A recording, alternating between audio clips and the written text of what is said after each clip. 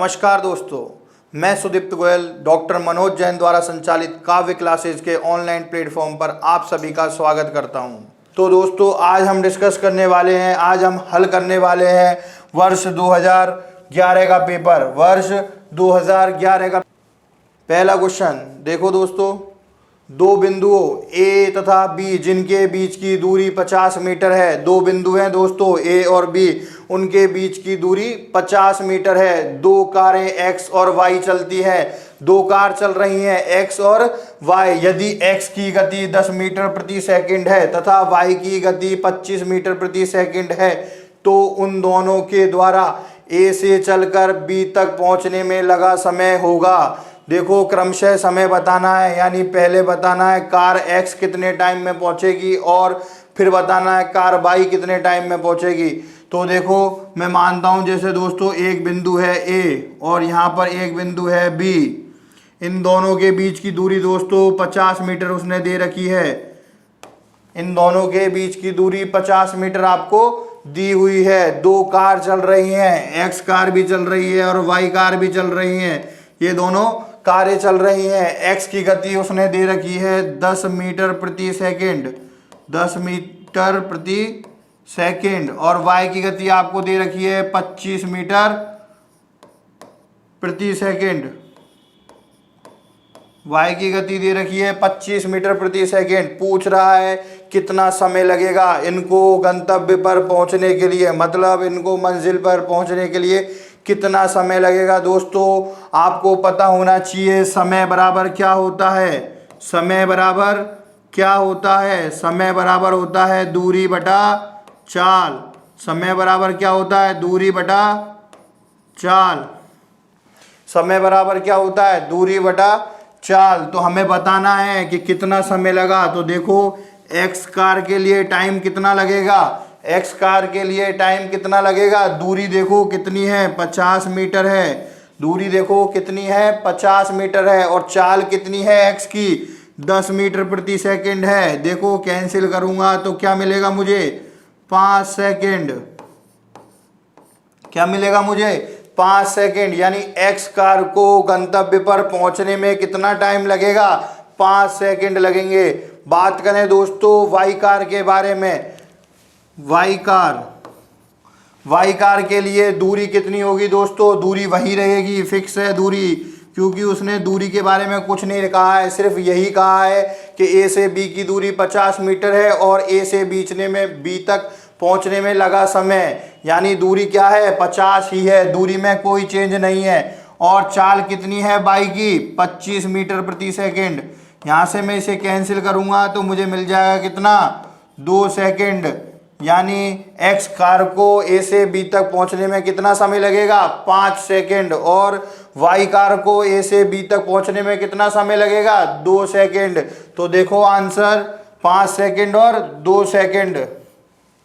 5 second और 2 second, ये मेरा आंसर मिल गया। लेकिन दोस्तों, एक चीज़ का विशेष ध्यान रखें, जो हमारी यूनिट होती है, जो हमारी इकाई होती है, उसका विशेष ध्यान रखना है। देखो, यदि इसमें दूरी दी गई है मीटर में और चाल भी कितने में दी गई है, मीटर प्रति सेकंड में, तो ध्यान रखिए हमने डायरेक्ट रख दिया। यदि हमें दूरी मीटर में की जगह किलोमीटर में दी गई होती, यदि हमें दूरी मीटर की जगह किलोमीटर में दी गई होती तो हम क्या करते बताओ दोस्तों, पहले किलोमीटर को मीटर में चेंज करते। 1 किलोमीटर में कितने मीटर होते हैं दोस्तों, 1000 मीटर होते हैं। ध्यान रखना, विशेष तौर से जब मैं आपको ये वाला चैप्टर पढ़ाऊंगा जिसमें आपको पता लगेगा समय दूरी चाल वाला, जब मैं आपको यूनिट पढ़ाऊंगा तो मैं आपको सब चीज़ें बताऊंगा कि चाल को कैसे बदलते हैं और मीटर प्रति सेकंड से किलोमीटर प्रति घंटा कैसे करते हैं और किलोमीटर प्रति घंटे से मीटर प्रति सेकंड कैसे करते हैं, कैसे हम यूनिटों को सेम बनाते हैं, इकाइयों को सेम बनाते हैं। जब हम इकाई को सेम बना लेते हैं तभी यह फॉर्मूला एप्लीकेबल होता है। मेरी बात ध्यान से सुनिएगा, इकाइयों को पहले सेम बनाना है। यहाँ हमें क्वेश्चन में इकाइयाँ पहले से ही सेम दी गई है, एक जैसी दी गई है, यहाँ भी मीटर में और यहाँ भी मीटर में, इसलिए हमने कोई भी इकाई में चेंज नहीं किया और डायरेक्ट फॉर्मूला लगा के आंसर निकाल लिया। तो आ गया होगा दोस्तों समझ में। क्या करेंगे, समय बराबर दूरी बटा चाल, दूरी कितनी है 50 और चाल कितनी है x की 10, कैंसिल करेंगे क्या आ जाएगा 5 सेकंड, और y के लिए दूरी 50 सेकंड और चाल 25 मीटर प्रति सेकंड, तो इसको कैंसिल करेंगे क्या आ जाएगा 2 सेकंड, यानी x की समय 5 सेकंड और y का समय 2 सेकंड, और यही मेरा क्या है आंसर है। चलते हैं दोस्तों अगले क्वेश्चन की तरफ।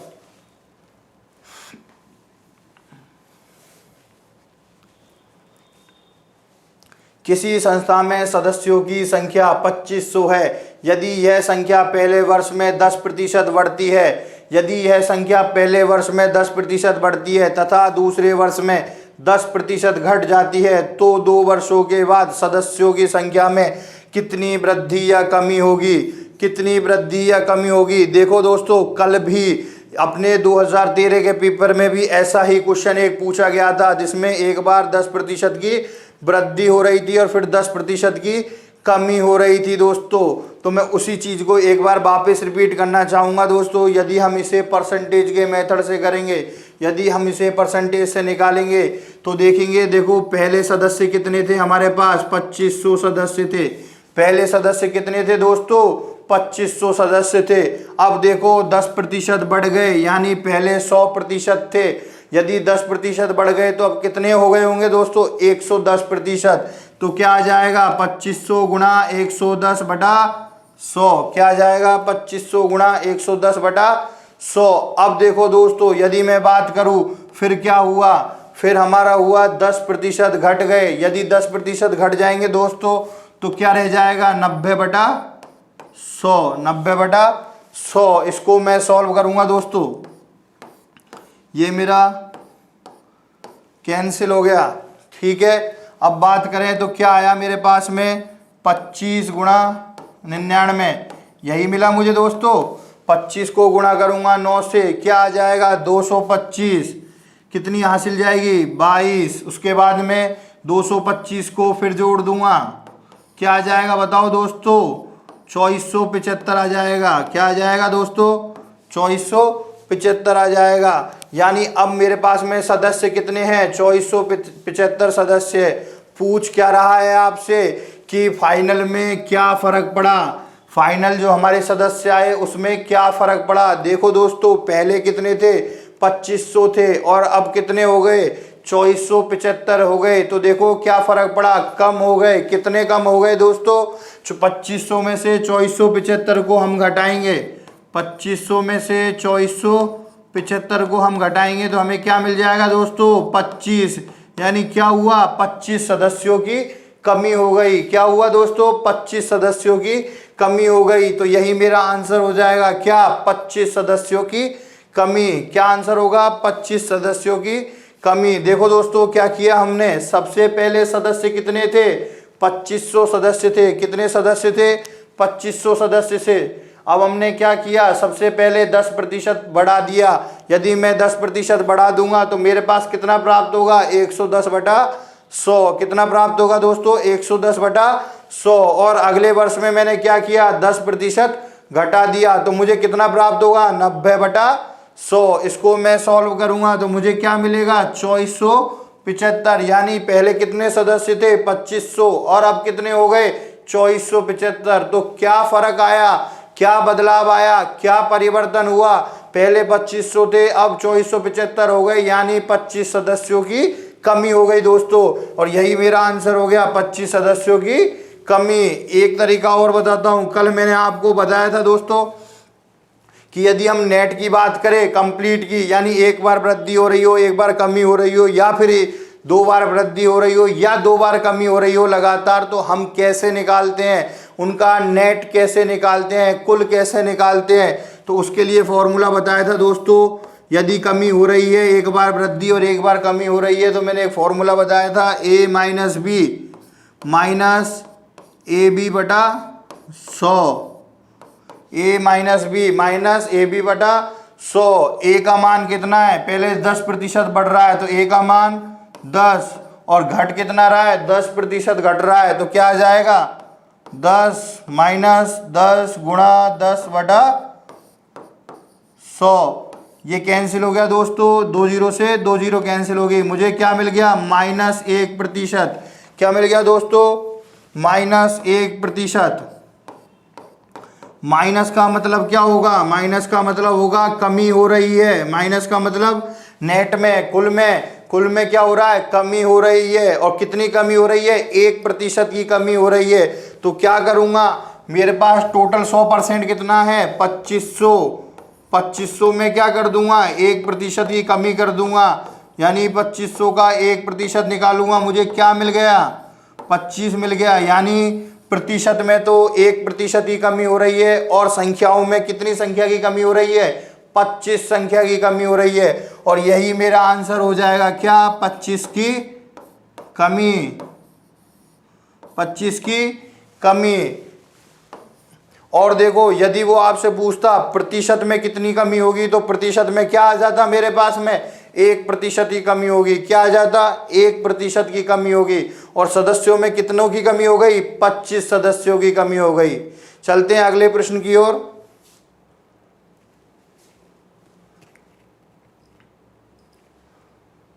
बोल रहा है 13,260 रुपए को राम और श्याम में इस प्रकार विभाजित करें, यदि राम को 11 रुपए मिले तो श्याम को 15 रुपए। इस प्रकार के विभाजन में राम और श्याम को क्रमशः मिलेंगे। देखो दोस्तों, दो बंदे हैं, एक तो है राम और एक है श्याम। उनके पास में कुल धन कितना है 13,260 रुपए। कितना धन है 13,260 रुपए। यदि देखो राम को 11 रुपए मिलते हैं तो श्याम को 15 रुपए मिलते हैं। इसका मतलब क्या है, राम और श्याम के धनों का अनुपात दे रखा है। क्या दे रखा है दोस्तों, राम और श्याम के धनों का अनुपात दे रखा है। तो देखो राम अनुपात श्याम का धन कितना दे रखा है दोस्तों 11:15 दे रखा है। यानी यदि राम को 11 रुपए मिलेंगे तो श्याम को कितने रुपए मिलेंगे 15 रुपए मिलेंगे। देखो दोस्तों, इन दोनों का टोटल किसके बराबर दे रखा है 13,260 रुपए के बराबर। अब मुझे क्या करना है दोस्तों, 13,260 रुपए को 11:15 के अनुपात में बांटना है, और वही मेरा क्या होगा आंसर होगा, वही मेरा उत्तर होगा। कैसे 13,200 को मैं अनुपात में कैसे बांटूंगा, सबसे पहले क्या करूंगा दोस्तों, सबसे पहले इन दोनों के अनुपातों का योग निकालूंगा, अनुपातों का योग निकालूंगा, अनुपातों का योग निकालूंगा। दोस्तों मेरे पास अनुपातों का योग कितना आ जाएगा 11 + 15। क्या आ जाएगा 11 + 15 बराबर 26। यानी यदि मेरे पास 26 रुपए होते, यदि मेरे पास कितने रुपए होते 26 रुपए होते, तो राम को कितने मिलते 11 और श्याम को कितने मिलते 15। राम को कितने मिलते 11 और श्याम को कितने मिलते 15। लेकिन मेरे पास में रुपए कितने 13,260। यानी 25 का मान किसके बराबर है दोस्तों,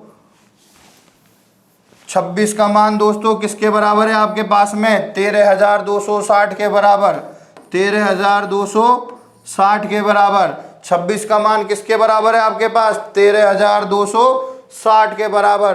तो एक का मान किसके बराबर होगा दोस्तों 13,260 बटा 26। 13 से मैं इसको कैंसिल करूंगा, ये कैंसिल होगा 2 बार, ये कैंसिल होगा 1 बार, फिर आ जाएगा 0, फिर आ जाएगा 2 और फिर आ जाएगा 0। यानी 1020 बटा 2। फिर 2 से कैंसिल करूंगा 1020 को, तो मुझे क्या मिल जाएगा 510। यानी 1 का मान किसके बराबर है 510 के बराबर। तो 11 का मान किसके बराबर होगा 11 गुणा 510। तो मेरे पास मुझे क्या मिलेगा 0 2 57। क्या मिल जाएगा 0 2 57। एक बार वापस देखेंगे 510 है, सॉरी 11 गुणा 510। तो देखो क्या मिल जाएगा 0 11 एकम 11 1 11 5 55 और 1 56। कितना रुपए मिल जाएगा 5610 रुपए। यानी राम को कितने रुपए मिल गए 5610 रुपए मिल गए।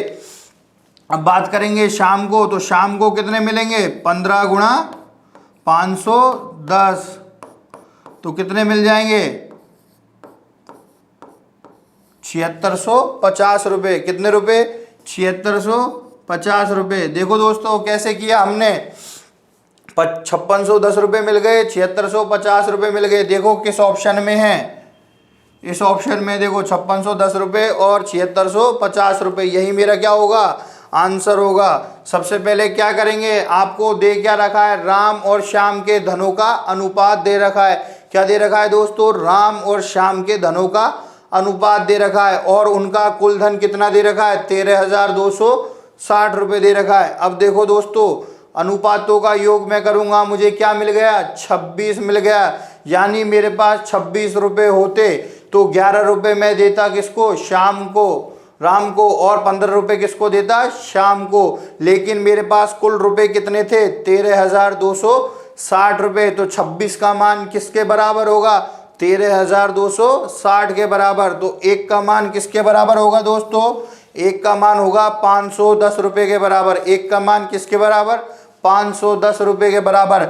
मेरे राम के पास कितने हैं, 11 हैं, तो 11 गुणा 1 करूंगा, क्या मिल जाएगा मुझे, 11 गुणा 510 यानी 5610 रुपये। राम को कितने रुपए दिए, 5610 रुपये दिए। अब देखो, जब मेरे पास में राम के रुपए आ गए, जब मेरे पास में राम के रुपए आ गए कितने, 5610 रुपये, तो मैं शाम के रुपए कैसे निकालूंगा। एक तरीका तो ये है कि मेरे पास में शाम का धन का अनुपात कितना है, 15, और एक का मान कितना है, 510। तो 15 को गुणा कर दूंगा 510 से, क्या मिल जाएगा मुझे, 7650 रुपये, यानी शाम के रुपए। और दूसरी तरीका क्या है, यदि मुझे राम के मिल गए तो कुल मेरे पास में है 13,260 और राम के मेरे पास में कितने, 5610। तो इससे मैं क्या निकाल लूंगा, क्योंकि ये दो ही बंदे हैं, जो पूरा धन हुआ है वो दो ही अनुपात में डिवाइड हुआ है। एक को मिल गया 5610, तो दूसरे को कितना मिलेगा, बचा हुआ सारा मिल जाएगा।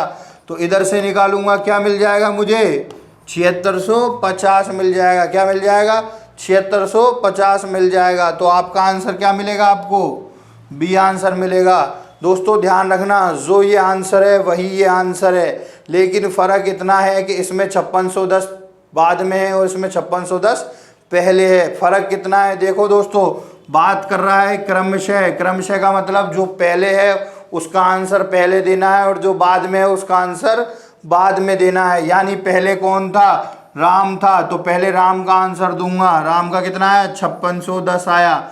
फिर दूंगा शाम का कितना, 7650 रुपये। इसका मतलब क्या है दोस्तों, इसका मतलब ये है कि सवाल को कृपया करके ढंग से पढ़ें, सवाल को कृपया करके ढंग से पढ़ें। यही माइनर मिस्टेक, यही छोटी छोटी गलतियां आपको आपके सिलेक्शन से दूर ले जाती हैं।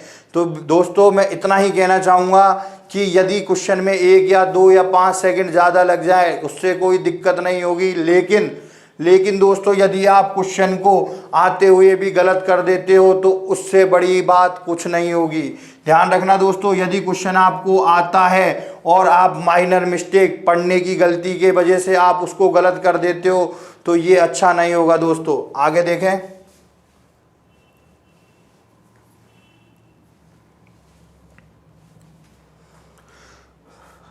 एक दुकानदार किसी वस्तु का मूल्य जिसका वास्तविक मूल्य 100 रुपये है 10% बढ़ाकर अंकित करता है। उसके बाद में वह उस वस्तु पर 10% कमीशन देकर ग्राहक को बेचता है, तो उसने वह वस्तु कितने रुपए में बेची होगी। देखो दोस्तों, इससे पहले भी हमने इस क्वेश्चन के बारे में बात की थी, ऐसे ही क्वेश्चन के बारे में बात की थी दोस्तों।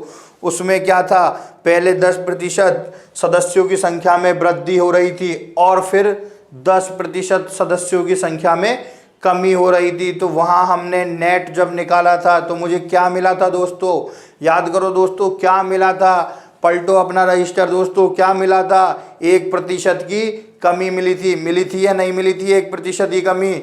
तो वही क्वेश्चन ये पूछ रहा है, नेट पहले 10% बढ़ा दिया गया, उसके बाद में 10% कमीशन दे दिया, यानी 10% घटा दिया गया, तो उसने कितने रुपए में बेची होगी दोस्तों, 1% कमी में बेची होगी, 1% कमी में बेची होगी। यानी 100 रुपये की कोई वस्तु है, इसका मैं 1% निकालूंगा, क्या आ जाएगा, 1 रुपये। यानी 1 रुपये की कमी हुई तो कितने रुपए में बेची होगी, 99 रुपये में बेची होगी दोस्तों।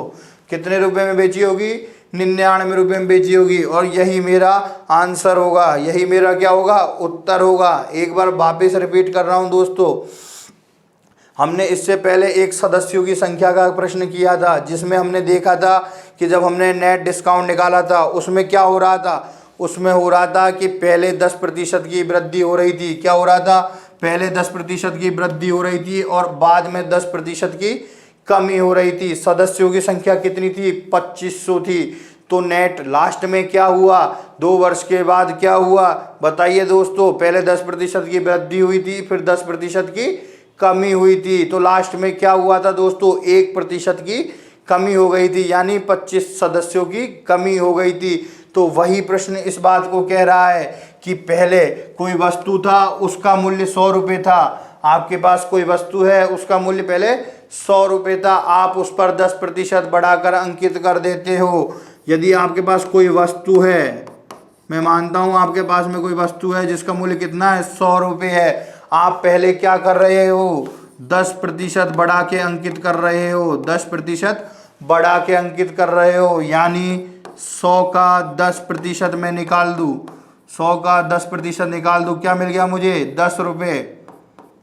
यानी पहले क्या कर रहे हो, 10 रुपये बढ़ाकर अंकित कर रहे हो, तो मुझे क्या मिल जाएगा, 110 रुपये। यानी आपने उस वस्तु पर क्या अंकित कर दिया, 110 रुपये अंकित कर दिया। अब देखिए बाद में आप क्या कर रहे हो, बाद में उसे 10% कमीशन देकर ग्राहक को बेच रहे हो, यानी 10% ऑफ दे रहे हो उस वस्तु पर। तो यदि मैं उस पर 10% ऑफ कर दूं तो 110 का 10% कितना होगा दोस्तों, 110 गुणा 10/100 यानी 11 रुपये। मैंने उस पर कमीशन कितने का दे दिया, 11 रुपये का दे दिया, यानी 110 रुपये की कोई वस्तु पर 11 रुपये का जब कमीशन मिल गया तो कितने रुपए में बेची होगी आपने दोस्तों, 110 माइनस 11 यानी 99 रुपये में बेची होगी। कितने रुपए में बेची होगी दोस्तों, 99 रुपये में बेची होगी, और यही मेरा क्या है, आंसर है। आया दोस्तों समझ में। पहले क्या किया आपने, 10% बढ़ाकर अंकित कर दिया, तो कितना मिल गया आपको, 110 मिल गया। अब दोस्तों आपने क्या कर दिया, 10% घटा दिया, यानी 10% कमीशन दे दिया दोस्तों। जब आपने 10% कमीशन दे दिया दोस्तों तो कितने रुपए कमीशन चला गया आपकी तरफ से, 11 रुपये कमीशन चला गया दोस्तों। कितने रुपए, 11 रुपये कमीशन चला गया। जब उस वस्तु पर 110 रुपये अंकित था और आपने 11 रुपये का कमीशन दे दिया तो कितने रुपए में दोस्तों आपने बेचा होगा उसको, 110 माइनस 11 रुपये में, यानी 99 रुपये में बेचा होगा दोस्तों। अब देखो दोस्तों, एक तरीका तो मैंने आपको ये बताया, एक तरीका मैंने आपको ये बताया दोस्तों, जिसको जैसे अच्छा लगे वैसे करें। एक तरीका देखो दोस्तों, पहले कितना था दोस्तों, 100 रुपये था, पहले कितना था दोस्तों, 100 रुपये था। पहले क्या किया, 10% बढ़ा दिया, यानी कितना हो गया, 110/100, यानी 100 का कितना हो गया, 110/100। फिर क्या किया, 10% घटा दिया, यानी कमीशन दे दिया, तो कितना रह गया दोस्तों, 90/100। इधर से मैं सॉल्व करूँगा, 100 से 100, 2 0 से 2 0 कैंसिल हो गया, क्या मिल गया मुझे, 11 गुणा 9 यानी 99 रुपये। देख लो दोस्तों, 3 तरीके मैंने आपको बताए हैं, बात एक ही है, किसी से सॉल्व करो आंसर आपको एक ही मिलना है। किसी भी तरीके से सॉल्व करो आप दोस्तों, आपको आंसर एक ही मिलना है दोस्तों। चलते हैं दोस्तों अगले प्रश्न की ओर।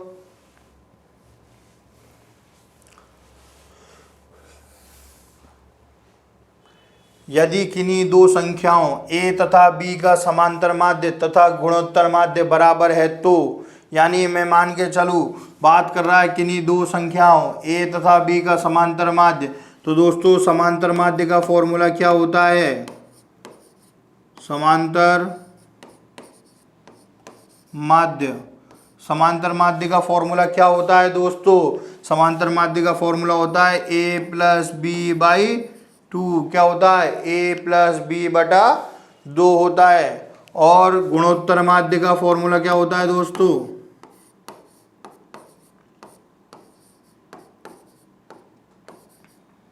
गुणोत्तर माध्य का फॉर्मूला होता है रूट ऑफ ए बी, क्या होता है दोस्तों, रूट ऑफ ए बी। समांतर माध्य क्या होता है दोस्तों, ए प्लस बी बाई 2 और गुणोत्तर माध्य क्या होता है, रूट ऑफ ए बी होता है दोस्तों। अब बात करें क्वेश्चन में क्या कह रहा है, समांतर माध्य और गुणोत्तर माध्य बराबर है, तो देखो कैसे निकालेंगे। समांतर माध्य को बोलते हैं अर्थमेटिक मीन AM और गुणोत्तर माध्य को बोलते हैं GM यानी ज्योमेट्रिक मीन। ठीक है, अब बात करेंगे दोस्तों क्वेश्चन में क्या दे रखा है कि AM बराबर है किसके, GM के, यानी समांतर माध्य बराबर किसके है, गुणोत्तर माध्य के। A प्लस बी बटे 2 बराबर रूट ऑफ ए बी।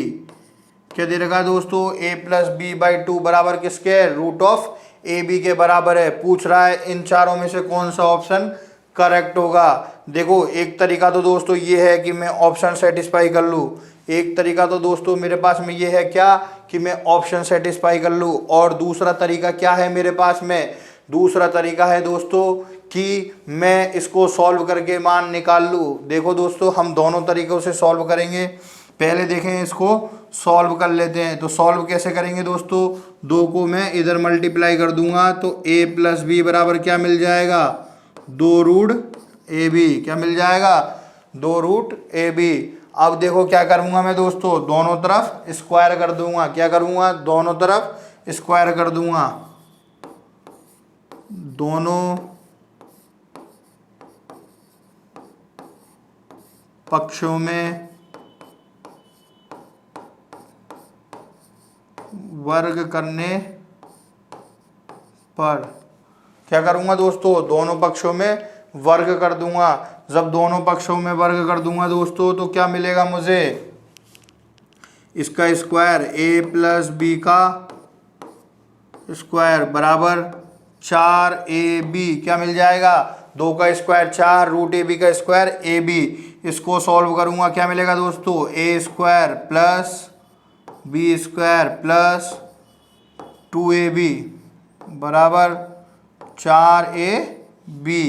यानी A प्लस बी का होल स्क्वायर क्या होता है दोस्तों, A square plus B square plus 2AB होता है। इसको आगे सॉल्व करूंगा दोस्तों, आगे सॉल्व करूंगा तो क्या मिलेगा, A square plus B square, इस 2AB को मैं इधर रख लेता हूँ और 4AB को इधर से ले आता हूँ। इधर प्लस का है तो इधर आएगा किसका हो जाएगा, माइनस का हो जाएगा। 2AB ऐसे का ऐसा रहेगा, माइनस 4AB बराबर क्या हो जाएगा, 0 हो जाएगा दोस्तों। इसको सॉल्व करूँगा तो क्या मिलेगा, A square plus B square, 4AB में से 2AB को मैं घटाऊँगा, क्या मिल जाएगा मुझे, 2AB मिल जाएगा। क्या मिल जाएगा, 2AB मिल जाएगा। अब देखो दोस्तों A square plus B square minus 2AB बराबर 0। इसका मतलब क्या है, ये एक सर्वसमीका बनती जा रही है। कौन सी, कौन सी सर्वसमीका, A माइनस बी का whole square, A minus B का होल स्क्वायर बराबर 0, A माइनस बी का होल स्क्वायर बराबर 0। यहाँ से मुझे क्या मिल गया, A माइनस बी का होल स्क्वायर बराबर 0 मिल गया। जब देखो दोस्तों A माइनस बी का होल स्क्वायर बराबर 0 हो तो A माइनस बी बराबर क्या होगा, 0 होगा, और A बराबर क्या होगा, B होगा। क्या होगा, A बराबर B होगा, और यही मेरा क्या होगा, उत्तर होगा, आंसर होगा। कैसे दोस्तों, एक बार वापिस देखेंगे दोस्तों, समांतर माध्य क्या आता है, A plus B by 2, A plus B बटा 2, और गुणोत्तर माध्य क्या होता है दोस्तों, रूट ऑफ ए बी होता है। क्या होता है, रूट ऑफ ए बी होता है। इसके बाद में एक प्रश्न बोल रहा है कि समांतर माध्य और गुणोत्तर माध्य बराबर है। क्या है, समांतर माध्य और गुणोत्तर माध्य बराबर है, यानी A प्लस बी बटा 2 बराबर क्या है, रूट ऑफ ए बी है। अब देखो दोस्तों इसको सॉल्व करूँगा, कैसे करूँगा, इस 2 को इधर ले जाऊँगा, यहाँ भाग हो रहा है, इधर क्या हो जाएगा, गुणा हो जाएगा दोस्तों।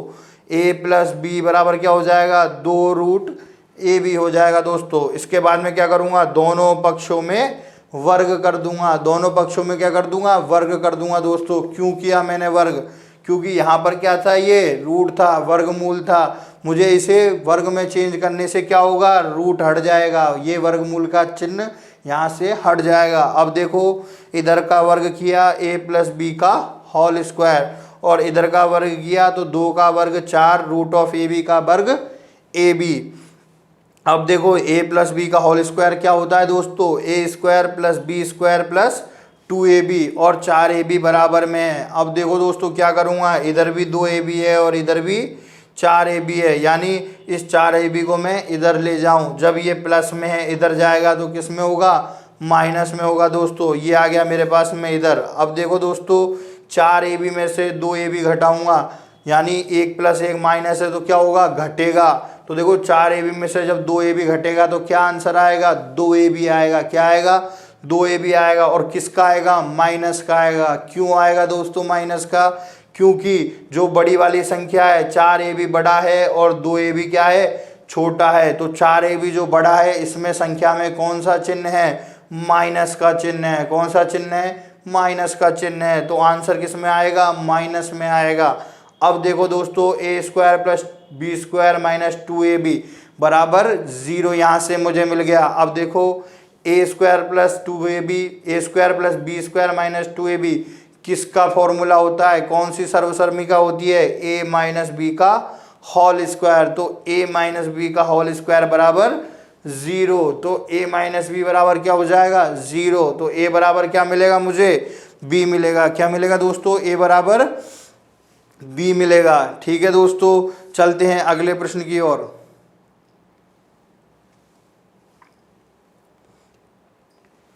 बोल रहा है निम्न में से कौन सा कथन गलत है। निम्न में से कौन सा कथन गलत है, यानी एक कथन तो सही है, बाकी 3 कथन तो सही है और एक कथन क्या है, गलत है। तो देखो दोस्तों, यदि राशियां ए बी सी डी समानुपाती है, समानुपाती का मतलब क्या होता है, ए अनुपात बी समानुपात सी अनुपात डी, क्या होता है, ए अनुपात बी समानुपात सी अनुपात डी। दोस्तों बोल रहा है यदि राशियां ए बी सी डी समानुपाती है, यानी ये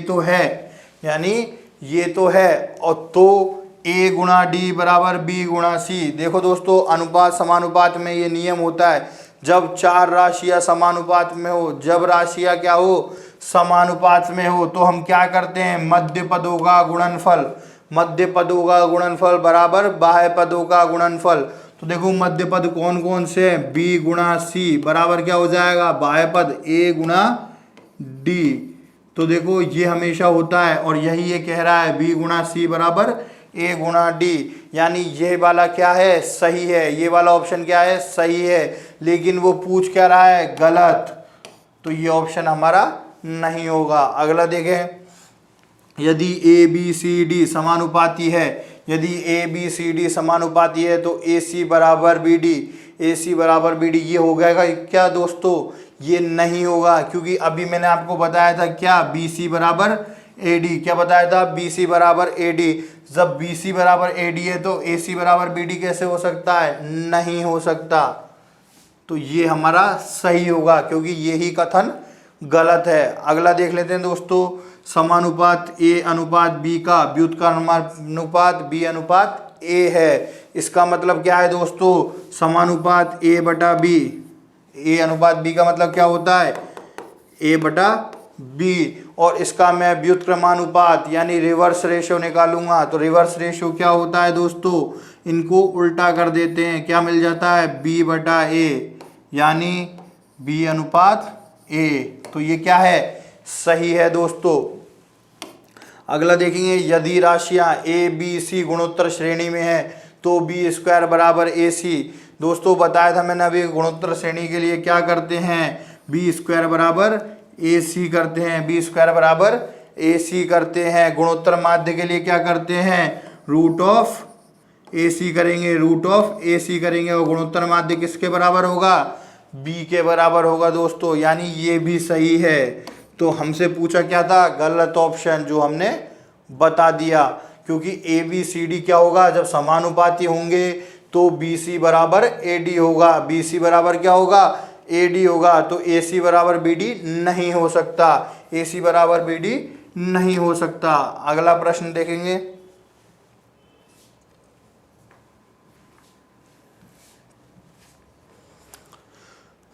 दोस्तों बात कर रहा है 48,000 रुपये का, 48,000 रुपये का 10% की दर से 1.5 वर्ष का चक्रवृद्धि ब्याज क्या होगा यदि ब्याज की दर 6 महीने के हिसाब से लगाई जाए। दोस्तों कल के वीडियो में भी ऐसा ही एक प्रश्न था, मैंने आपको दोस्तों बताया था कि जब ब्याज की दर 6 महीने के हिसाब से हो, तो क्या करते हैं दोस्तों, तो समय को दुगना कर देते हैं और दर को आधा कर देते हैं। क्या कर देते हैं दोस्तों, समय को दुगना कर देते हैं और दर को आधा कर देते हैं। तो वही करेंगे दोस्तों, समय को कर देंगे दुगना, तो समय कितना हो जाएगा, 1.5 का दुगना 3 हो जाएगा। क्या हो जाएगा, समय 3 हो जाएगा। और दर को क्या कर देंगे, आधी कर देंगे, यानी 10 की आधी कितनी हो जाएगी दोस्तों, 5% हो जाएगी। और मूलधन हमारा क्या है, फिक्स रहेगा। मूलधन कितना रहेगा दोस्तों, मूलधन रहेगा 48,000 रुपये। कितना रहेगा दोस्तों, 48,000 रुपये। अब देखो दोस्तों, मेरे पास मूलधन है, मेरे पास समय है, मेरे पास दर है, और मुझे बताना क्या है दोस्तों, चक्रवृद्धि ब्याज बताना है। क्या बताना है दोस्तों, चक्रवृद्धि ब्याज बताना है दोस्तों। तो चक्रवृद्धि ब्याज कैसे निकालूंगा, मेरे पास चक्रवृद्धि मिश्रधन का फॉर्मूला होता है दोस्तों, मेरे पास चक्रवृद्धि मिश्रधन का फॉर्मूला होता है दोस्तों। क्या फॉर्मूला होता है, मूलधन गुणा 1 प्लस दर बटा 100 की घात समय, ये फॉर्मूला होता है दोस्तों। यहाँ पी क्या है, ये प्रिंसिपल मूलधन है, आर क्या है, समय है, क्या है आर दर है, आर क्या है दोस्तों, दर है, रेट, और टी क्या होगा, समय होगा। तो यहाँ से मुझे क्या मिलेगा दोस्तों, मिश्रधन मिलेगा। और मिश्रधन क्या होगा दोस्तों, मूलधन प्लस ब्याज बराबर क्या होता है दोस्तों, मिश्रधन होता है। तो यदि मैं मिश्रधन निकाल लूँ तो मैं क्या कर सकता हूँ, मिश्रधन निकालने के बाद में से उसमें से मूलधन को घटा दूंगा। जब मैं मिश्रधन निकालने के बाद उसमें से मूलधन को घटाऊंगा तो मुझे क्या मिल जाएगा दोस्तों, ब्याज मिल जाएगा। क्या मिल जाएगा दोस्तों, ब्याज मिल जाएगा। तो देखो मिश्रधन कैसे निकालूंगा, P यानी 48,000 प्रिंसिपल 1 प्लस दर यानी 5/100 की घात समय यानी 3, समय कितना 3। अब देखो दोस्तों 1 प्लस 5/100 यानी ये कटेगा कितनी बार, एक बार, ये कटेगा कितनी बार, 20 बार। यहाँ से मैं सॉल्व करूँगा, क्या मिलेगा जो मुझे दोस्तों, 20 एकम 20 और 1 21, तो क्या मिल जाएगा 48,000 गुणा 21/20 की घात 3, 21/20 की घात 3। तो दोस्तों यहाँ मुझे पता होना चाहिए 21 की घात 3 यानी 21 क्यूब यानी 21 का घन क्या होता है दोस्तों। तो दोस्तों जब हम चैप्टर पढ़ेंगे तो मैं आपको ट्रिक बताऊंगा घन निकालने की। अभी मैं जनरली थोड़ा सा बता देता हूँ। जब दोस्तों जैसे हमें 21 का घन निकालना है या फिर कोई भी ऐसी संख्या का घन निकालना है जिसके पीछे क्या है, 1 लिखा हुआ है। क्या लिखा हुआ है, 1 लिखा हुआ है। तो दोस्तों हम क्या करते हैं, सबसे पहले जो इकाई का अंक है उसको लिख देते हैं, सबसे पहले इकाई का अंक लिख देते हैं। उसके बाद में इस अंक को काट देते हैं यानी इस अंक को हटा देते हैं। बचा क्या मेरे पास में दोस्तों, 2 बचा।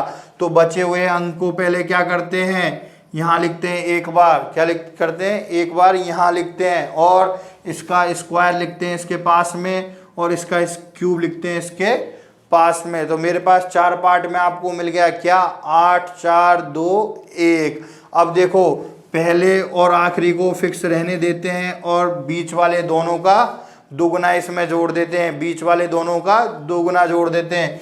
4 का दुगना 8 और 2 का दुगना 4। अब क्या करेंगे, इनको जोड़ देंगे तो मुझे क्या मिल जाएगा, 1 6 12 और 8। क्या मिल जाएगा, 1 6 12 और 8। अब देखो दोस्तों क्या करेंगे, एक एक इकाई का अंक लेंगे। क्या करेंगे, एक एक इकाई का अंक लेंगे और बाकी बची संख्या को हासिल मानकर अगले में जोड़ देंगे। देखो दोस्तों इधर से इकाई का अंक लिया 1, इधर से इकाई का अंक लिया 6, इधर से इकाई का अंक लिया 2, इधर बच गया कितना, 1 बच गया। 1 को जोड़ेंगे 8 में, क्या मिल जाएगा 9। तो मेरे पास में वर्ग घन कितना आ जाएगा, 9221 61 आ जाएगा। कितना आ जाएगा? 9261 आ जाएगा। दोस्तों ये ट्रिक है, यदि आपको इसके बारे में पता होगा तो एग्ज़ाम में आपको मल्टीप्लाई करने की ज़रूरत नहीं पड़ेगी। अगर इसके बारे में आप जानते हो तो आपको मल्टीप्लाई करने की ज़रूरत नहीं पड़ेगी।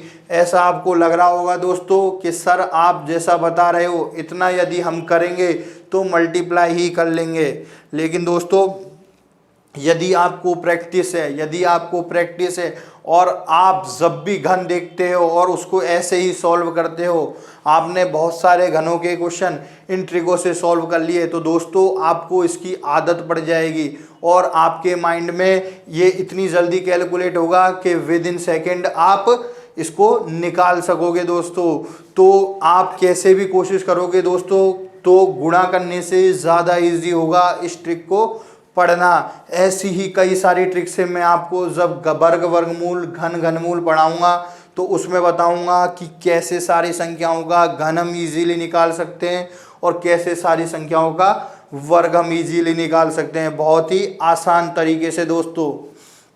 तो दोस्तों मैं एक बार वापस रिपीट कर रहा हूं कि जिस भी संख्या में इकाई का अंक 1 हो उसको घन निकालने की ट्रिक क्या होती है दोस्तों? सबसे पहले इकाई के अंक को लिख दूंगा इस कोने में, उसके बाद में क्या करूंगा, जो बची हुई संख्या है एक बार उसको लिखूंगा, एक बार उसका स्क्वायर लिखूंगा और एक बार उसका क्यूब लिखूंगा, यानी एक बार उसका वर्ग लिखूंगा और एक बार उसका घन लिखूंगा। क्या मिल गया मुझे? 8 4 2 1। अब क्या करूंगा दोस्तों, दोनों जो कोने पे संख्या है उनको फिक्स रहने दूंगा और दोनों जो बीच वाली संख्या है उनका दुगना जोड़ दूंगा। तो देखो उनका दुगना, 4 का दुगना 8, 2 का दुगना 4, ये हमने नीचे लिख दिया। अब क्या करूंगा दोस्तों, जोड़ दूंगा।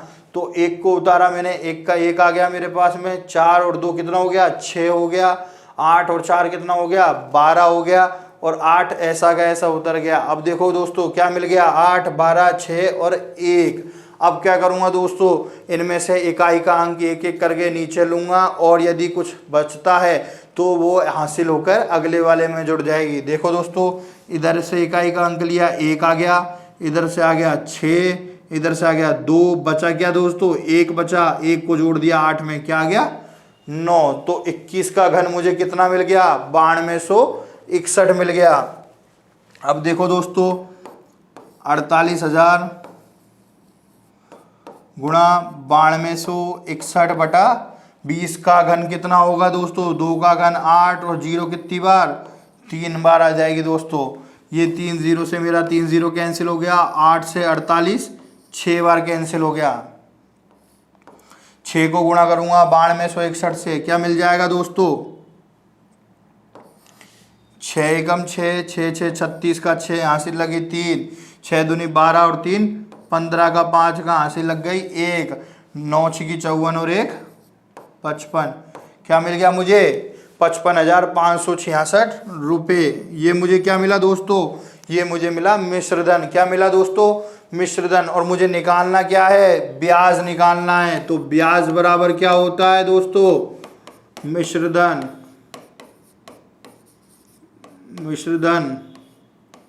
माइनस मूलधन। तो मिश्रधन कितना है दोस्तों मेरे पास में? 55,566। और मूलधन कितना है दोस्तों? 48,000। कितना है दोस्तों? 48,000। तो यहाँ से मुझे क्या मिलेगा दोस्तों? इसको मैं घटाऊंगा तो मुझे मिल जाएगा दोस्तों 7566। क्या मिल जाएगा? 7566 रुपये। और यही मेरा क्या है? आंसर है, क्योंकि यही वो मुझसे पूछ रहा है ब्याज। तो देखो मैंने आसानी से अपना ब्याज निकाल लिया। ज़्यादा से ज़्यादा आपको देखो दोस्तों इसमें थोड़ा सा टाइम इसलिए लग जाएगा कि दोस्तों इसमें आपको एक तो फॉर्मूला लगाना पड़ेगा, प्लस आपकी कैलकुलेशन स्पीड अच्छी होनी चाहिए। यदि आपकी कैलकुलेशन स्पीड अच्छी है तो आप बहुत कम समय में अपेक्षाकृत अन्य विद्यार्थियों से कम समय में आप इस प्रश्न को सॉल्व कर पाएंगे और समय के साथ साथ इसका आंसर दे पाएंगे दोस्तों। तो एक बार फिर से रिपीट करना चाहूँगा कि मूलधन क्या था मेरे पास? 48,000 रुपये था। दर कितनी थी? 10% थी। समय कितना था, 1.5 वर्ष था, और ब्याज की दर 6 महीने के हिसाब से लग रही थी। 6 महीने के हिसाब का मतलब क्या है, जब ब्याज की दर 6 माही हो तो हम क्या करते हैं, समय को दुगना कर देते हैं और दर को आधी कर देते हैं। तो समय मेरे पास क्या हो गया, 3 हो गया, और दर कितनी हो गई, 5% हो गई। यानी फिर मैंने मिश्र धन का फॉर्मूला लगाया। मिश्र धन का फॉर्मूला क्या होता है दोस्तों, मूलधन गुणा 1 प्लस दर बटे 100 की घात समय, 1 प्लस दर बटे 100 की घात समय। यहाँ पर मैंने वैल्यू पुट करी किसकी, मूलधन की, दर की और समय की। देखो मैंने इसको सॉल्व किया तो मुझे क्या मिल गया दोस्तों, 55,566 रुपये। ये मुझे क्या मिला दोस्तों, ये मुझे मिला मिश्रधन। अब देखो दोस्तों, मेरे पास मिश्रधन है और मेरे पास मूलधन है, तो मैं ब्याज निकाल सकता हूँ, आराम से निकाल सकता हूँ। वो कैसे दोस्तों, क्योंकि ब्याज बराबर क्या होता है दोस्तों, मिश्रधन माइनस मूलधन होता है दोस्तों। मिश्रधन है 55,566 और मूलधन है 48,000। इनको मैंने घटाया तो मुझे क्या मिल गया, ब्याज मिल गया। कितना, 7566 रुपये, 7,566 रुपये। अगले प्रश्न पे चलते हैं दोस्तों। देखो दोस्तों, आज के लिए इतना ही, मिलेंगे अगले वीडियो में। देखो ये पेपर थोड़ा लेंथी था और समझाने में मुझे थोड़ा सा टाइम लग रहा है, इसलिए दोस्तों मैं इस पेपर को 2 पार्ट में करना चाहता हूं। तो इसलिए दोस्तों आज मैं इतने ही क्वेश्चन बताऊंगा। मिलेंगे अगले वीडियो में कुछ और इसी पेपर के प्रश्न के बाद में, और अपनी जो आगे की योजनाएं हैं वो निर्धारित अपने आगे चलती रहेगी दोस्तों। तो आज के लिए इतना ही, धन्यवाद। ज़्यादा से ज़्यादा लाइक करें, ज़्यादा से ज़्यादा शेयर करें दोस्तों। देखो दोस्तों, क्या होता है कि हमें कंटेंट मिलता है आपके लाइक और शेयर से, आपका जो उत्साहवर्धन जो हमें मिलता है उससे हमें कंटेंट मिलता है कि हम आपके सामने अच्छी से अच्छी चीज़ें लेके आएँ। तो दोस्तों ध्यान रखिएगा, ज़्यादा से ज़्यादा अपने सारे दोस्तों को शेयर कर दो दोस्तों, और सब्सक्राइब नहीं किया हो तो अभी तक सब्सक्राइब कर दो दोस्तों। तो आज के लिए इतना ही, धन्यवाद।